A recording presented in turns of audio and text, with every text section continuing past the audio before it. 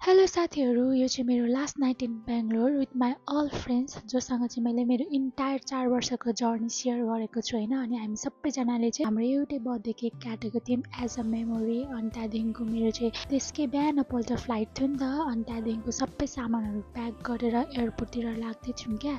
अनि साथीहरू म चाहिँ नेपालबाट अस्ति 1 विक भयो बेङ्गलोर आएको। अनि मैले चाहिँ सबै मेरो डकुमेन्टहरू कलेक्ट गरेँ। So this is my last and final time in Bangalore.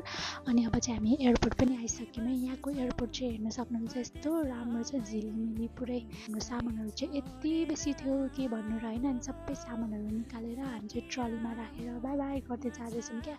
अनि हेर्नु न, सबै सामान यसरी प्याक गरेर सधैँको लागि नेपाल जाँदै गर्दा चाहिँ मेरो 4 वर्षको जर्नी कति छिटो बितेछ है जस्तो पनि भइरहेको थियो क्या मलाई चाहिँ। अनि हामीलाई चाहिँ 2जना साथी सिअप गर्न आएको थियो। As we know goodbye are always harder है। यति बेला चाहिँ कस्तो इमोसनल मोमेन्ट भइरहेको थियो क्या। I just want cry but मैले कन्ट्रोल गरिरहेको थिएँ होइन।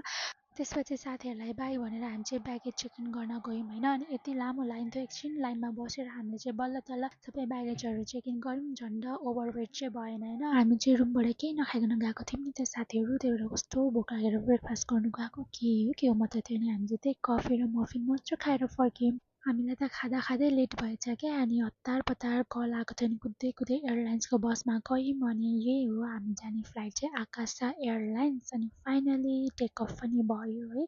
बेङ्गलोरबाट नेपाल पुग्नु चाहिँ 2.5 आवर 3 आवरै लाग्छ कि कहिलेकाहीँ चाहिँ। अनि यसरी क्रक्समै उड्ने चाहिँ मै होला। अनि फाइनली यो बागडोग्रामा ल्यान्डिङ भएपछि हामी चाहिँ क्याब बुक गरेर हामी काकरभिट्टातिर लाग्यौँ। फेरि हामीले चाहिँ सिटी सफारी एक्सचेन्ज गर्नुपर्छ क्या, जाँदैन उता चाहिँ यो गाडी। अनि फाइनली हेर्नु त काकरभिट्टा आइपुग्यौँ। Oh my god, after a long time यहाँ आएपछि चाहिँ मलाई छुट्टै खुसी मिल्छ क्या साथीहरू। अनि कस्तो भोक लागिरहेको थियो। अनि यहाँ खाजा खाएर फेरि हामी काकरभिट्टादेखिको कानेपोखरी बस चढेर गयौँ। अनि बाटो चाहिँ यस्तो डेन्जर थियो है, धुलै धुलो बल्ल तल पुग्यो है कानेपोखरी। अनि कानेपोखरीदेखि चाहिँ हामी अटो चढेर फेरि लेटाङतर्फ लाग्यौँ। अनि अटोमा हेर्नु न, सामान यत्रो अङ्कलले त एउटै अटोमा अटाइदिनु भयो क्या। हामी चाहिँ 2टामा जाने भन्दै थियौँ। अनि लेटाङ गएर फ्रेस हुने बित्तिकै बेलुकातिर चाहिँ हामी चटपटे खानु गइहाल्यौँ। अनि यहाँको चटपटे चाहिँ बेस्ट हुन्छ क्या साथीहरू। अनि thank you for watching this vlog, love you all.